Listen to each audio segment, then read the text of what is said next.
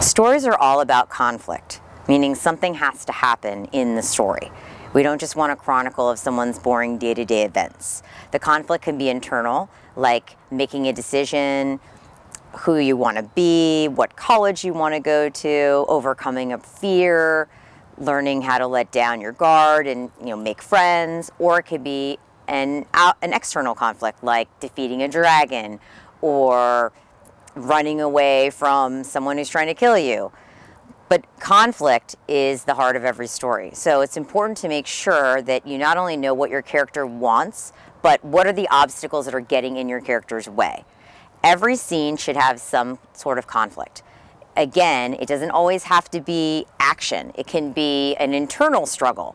But if there's no conflict, if there's no decision to be made, no questions being asked, no obstacles to overcome, then generally that's a scene I cut when I go back and do my editing. I say to myself, either that or I find a way to add conflict. So, for example, if I need to convey some information and it's critical to the story or it's critical for you to learn more about my character, I'll try to find a way to have conflict while I'm doing that. So maybe the characters are having an argument and then that information comes out.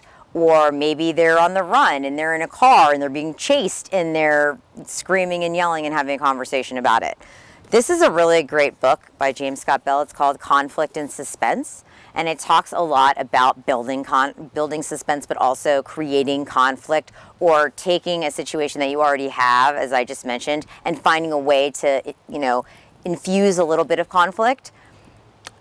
He writes for a thriller writer's website called Kill Zone, and so do a lot of other really fantastic thriller writers, and they live and breathe conflict. So there's a lot of articles you can find there about how to create more conflict in your story.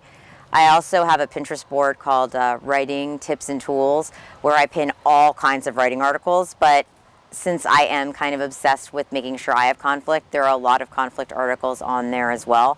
But again, when you're writing a scene, ask yourself, what is the conflict? It can be internal or external, but do I have a conflict? Is there a problem? Is there tension?